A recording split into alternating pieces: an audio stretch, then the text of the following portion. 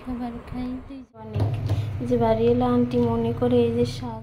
আসসালামু আলাইকুম।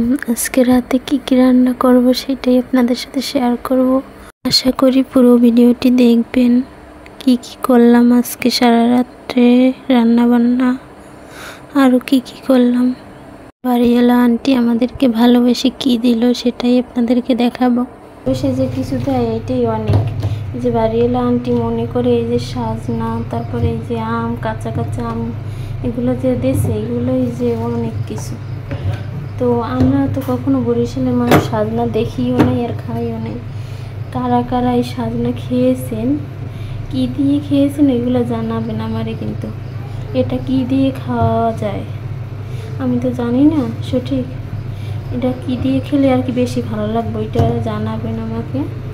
যারা যারা যে আপুরা রান্না করেন সাজনা, সেই আপুরা জানাবেন, অভিজ্ঞ আপুরা। আর বাড়িওয়ালা আন্টির ভালোবাসা, এটাই আমরা অনেক খুশি। আন্টি মাঝে মাঝে অনেক কিছু দেয়, তো এটাই অনেক বড় পাওয়া। আর শাকে একটু পানি দিয়েছি, এই ডাটাগুলো সেদ্ধ হয়নি এই জন্য। এখন আমি রান্না করি হচ্ছে চিংড়ি মাছ ভাজি করব। আমার একদিক তো শান্তি আছে, জাইহানের বাবা কিন্তু সব আমাকে গুছাই দিয়ে গেছে। এই যে চিংড়ি মাছ কুটা দিয়ে গেছে, তারপর পেঁয়াজ রসুন কুচাইয়া, তারপর শাক কুচাইয়া ধুইয়া একদম সব কমপ্লিট করে দিয়ে গেছে, যাতে আমার কোনো কষ্ট না হয়। এখন আমি শুধু রান্না করব। এই দিক দিয়ে আমি অনেক শান্তিতে আছি যে না, আমার স্বামী একদিকে আমাকে হেল্প করে। তো এখন আমি চিংড়ি মাছ ভাজিটা করি, আর জাইহান সাফওয়ান ওকে ওর বাবা এখন দেখাশোনা করতেছে, আর এই ফাঁকে আমি রান্নাটা করতে আসছি। তো চিংড়ি মাছ ভাজি করব আর ডাল দিয়ে পুঁই শাক রান্না করব, সাথে চিংড়ি মাছও থাকবে। আজকে পুঁই শাক দিয়ে ডাল রান্না খেতে ইচ্ছে করতেছে খুবই, তো সাথেই থাকুন।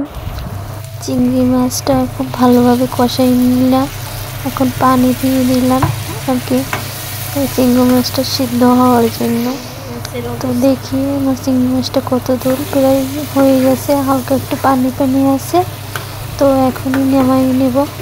আর এর পাশে পুঁই শাকের জন্য হচ্ছে পেঁয়াজ রসুন কাঁচামরিচ আর হলুদের গুঁড়া আর সামান্য লবণ, এগুলো দিয়ে আর কি এটাকে ভাজা ভাজা করব আগে।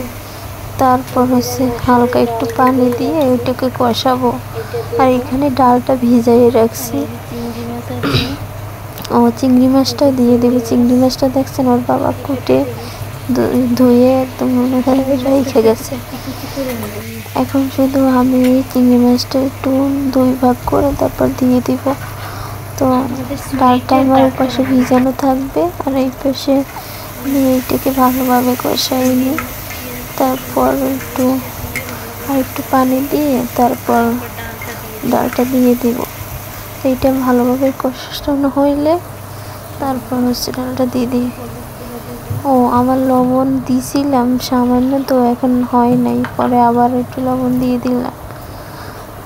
কে মসুর ডাল দিয়ে আর কি পুঁই শাক রান্না খেতে পছন্দ করেন? আমি এরকম আরও কয়েকবার খাইছি, ভালোই লাগছে। কিন্তু আমার বাসায়, আমাদের বাবার বাসায় কেউ এরকম পছন্দ করে না। আমি আপনাদের ভাইয়ের দুজনেই খুব পছন্দ করি এরকম পুঁই শাক দিয়ে ডাল রান্না।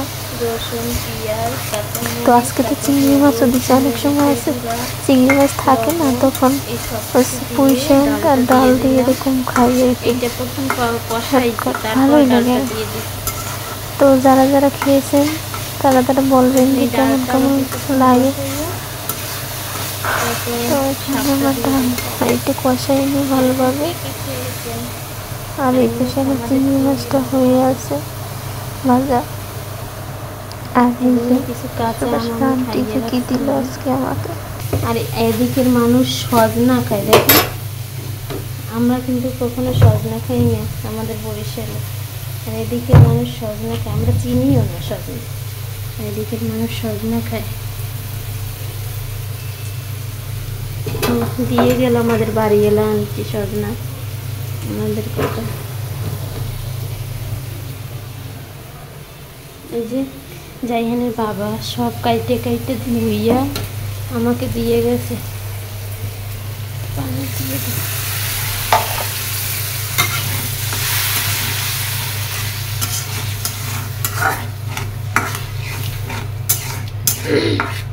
পেঁয়াজ রসুন সব কিছু কেটে ধুয়ে সব কিছু দিয়ে গেছে। এই যে শাক কাইটা ধুইয়া তারপর দিয়ে গেছে।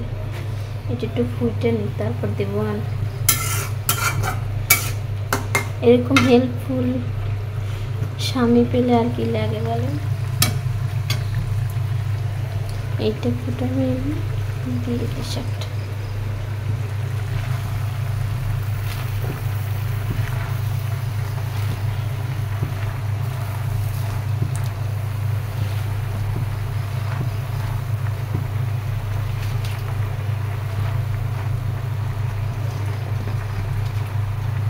এখন এটা ঢাইকে দেবো, ঢাইকে দেই। আমার শাকের কি অবস্থা দেখি। রাইহানের বাবা মনে হয় একবার দেখে গেছে। আমি এবার রাইহান খাবার খাওয়াই একটু শিখেছিলাম।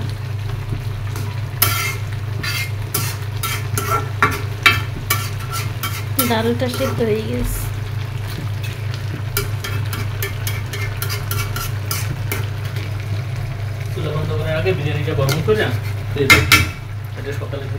তরকারি তো গরম করা লাগবে। ডাটা সেদ্ধ হয়নি, হয়েছে না পানি দিয়ে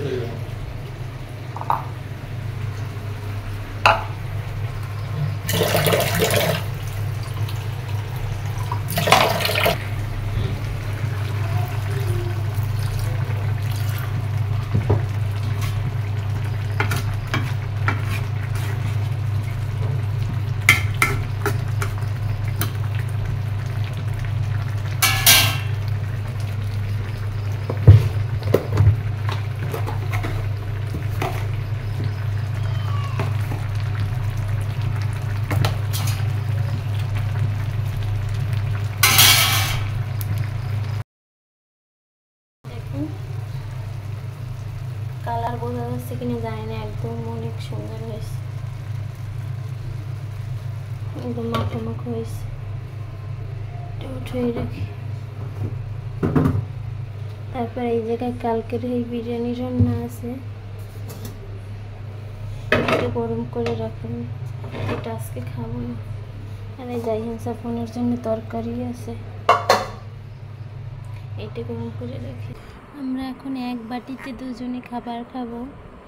এই যে আমরা এরকমই খাই, দুজনে এক বাটিতে নিয়ে তারপর খাবার খাই। এই যে আমার চিংড়ি মাছ ভাজা আর পুঁই শাক, আমরা এভাবেই খাবার খাই দুইজনে একসাথে, ভালোই লাগে। আপনারাও খান আমাদের সাথে, খাবেন।